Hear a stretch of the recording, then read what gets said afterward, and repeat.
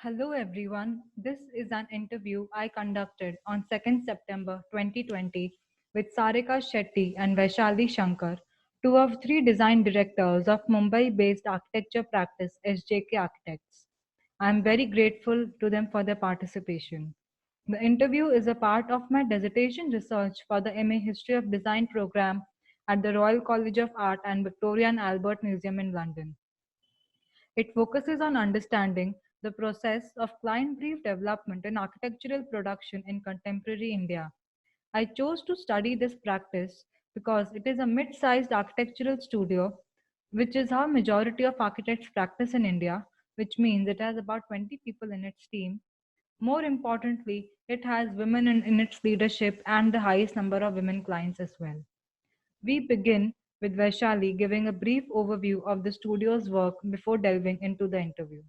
SJK Architects has been founded in 1990. Here's a bunch of us. Shimul Zaveri Kadri is our founder. We are a bunch of architects, interior designers, and town planners, and we've built across the length and breadth of the country. We've had the good fortune of not only experiencing a wide variety of places across India, but also in these places we've been able to build a variety and many different types of projects, so beginning from, let's say, the hospital that Sarika is working on currently and the museum that she's doing, to educational buildings in Warangal, to hospitality projects in Bodh Gaya, Rajkot, and in Tirupati, commercial buildings. I mean, we've all these different experiences in a way have added a lot of richness to our learnings, learning from different topographies, learning from different climates, learning from all these vast variety of projects has been amazing. I mean, it's been a great journey for us.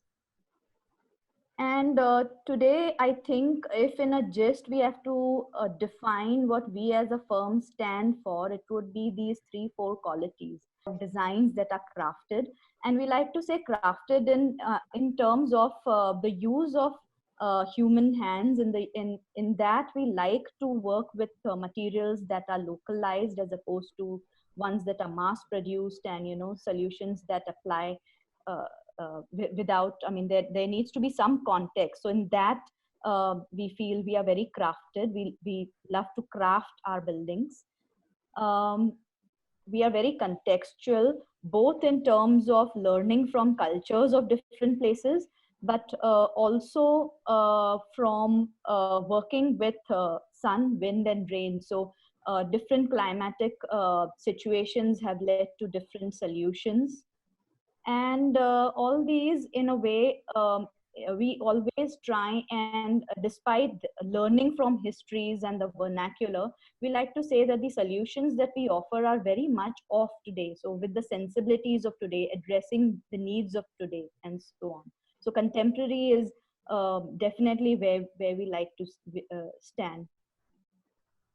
Here are a couple of our landmark projects, just showing a quick glimpse of these. This is a hotel at Tirupati that Sarika was involved with.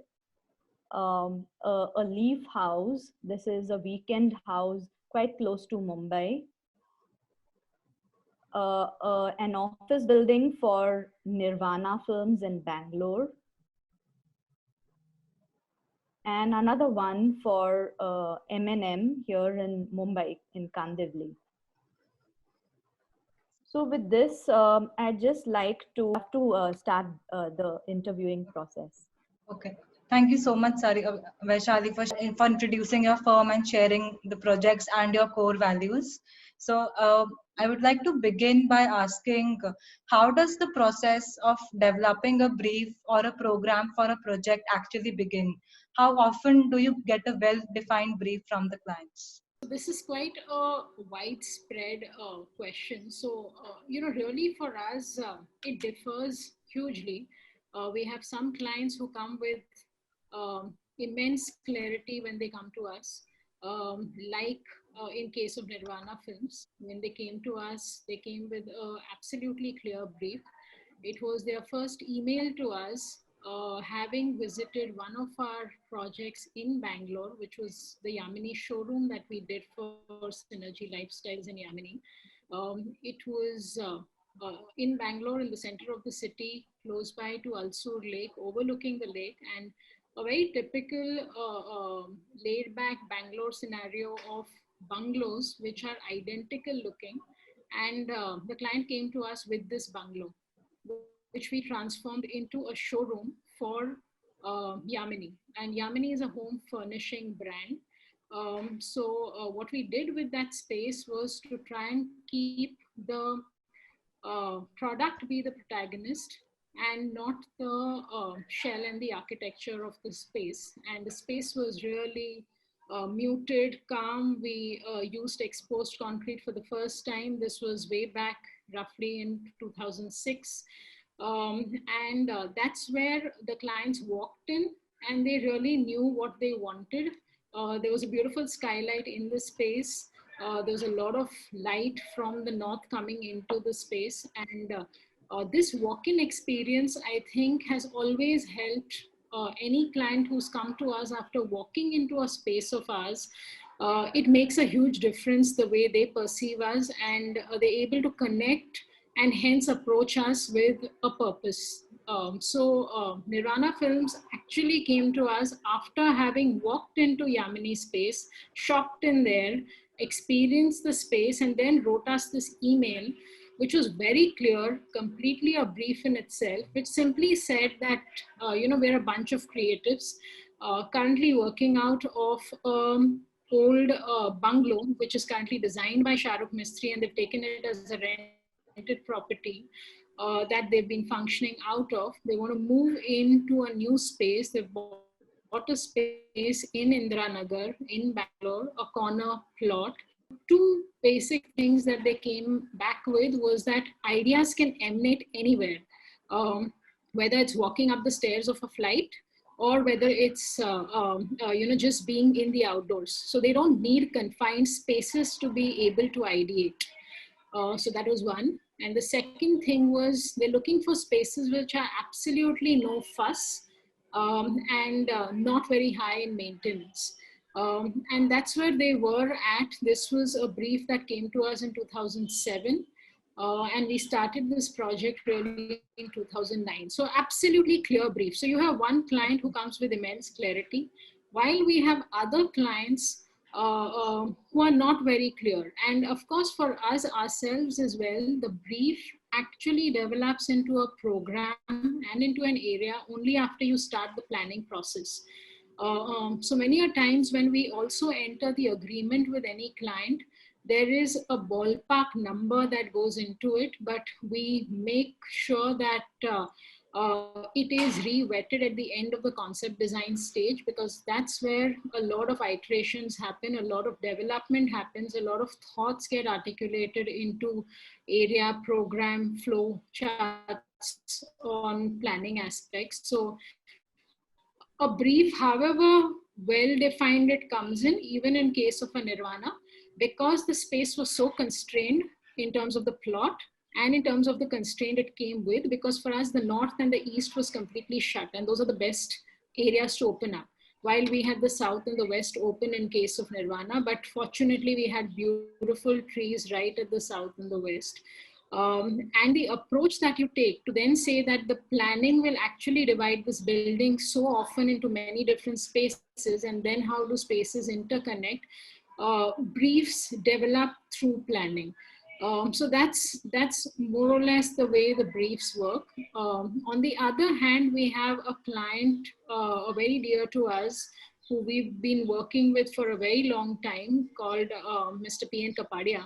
And when he comes to us with a brief, it's totally open-ended. At times, it may not even have a function.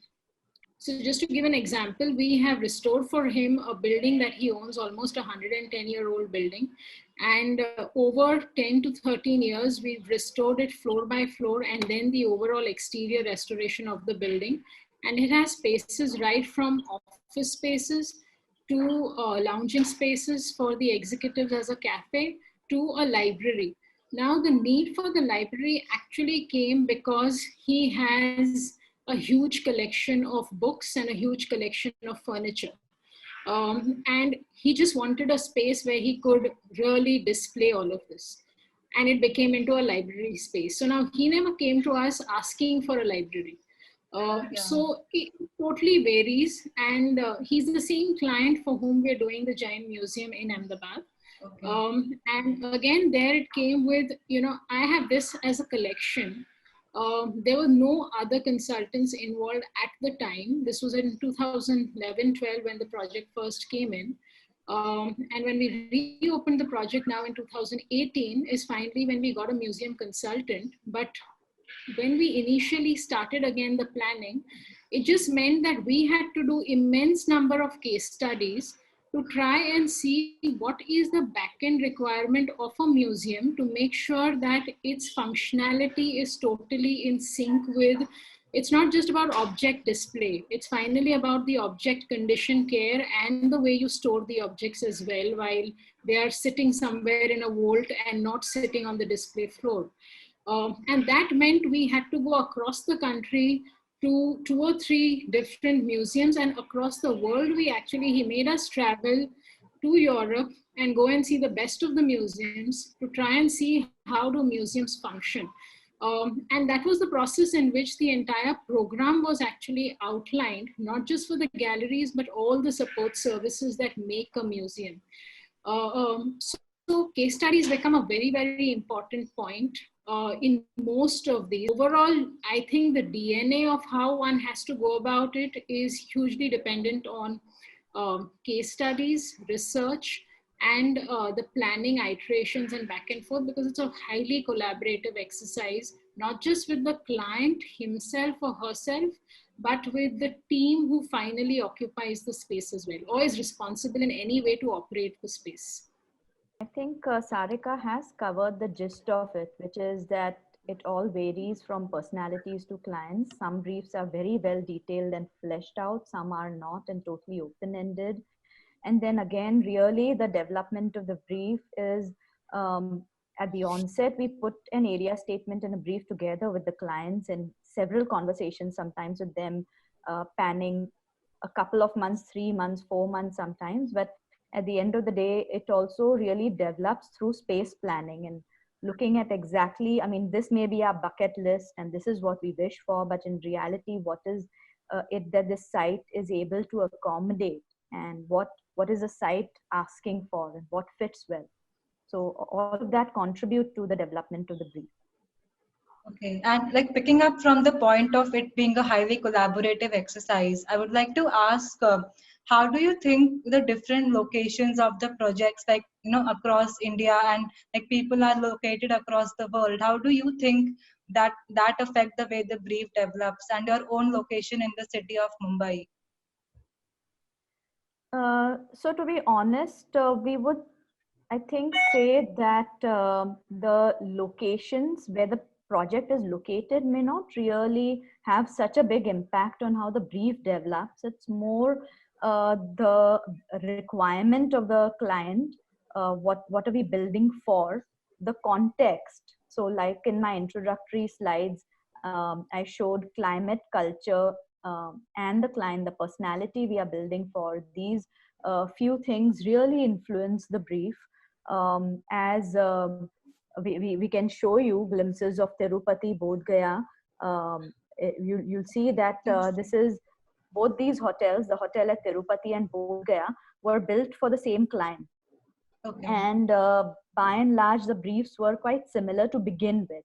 But Okay. it is really where they were built and what each the context. So one was the place of Hindu pilgrimage, which was Tirupati, and the other was the center of Buddhism, which is Bodh Gaya, and how these two places in a way informed our design. Then again, there is a weekend house, a glimpse of which I showed in the beginning, which is in the shape of these leaves strewn at site. And it was really I mean, the vision of the client that led to a design like of that nature, that was so open and inside out. um, so in a way, we would say that culture of the place, the context, the climate, and the client are bigger influencers in how the brief is developed.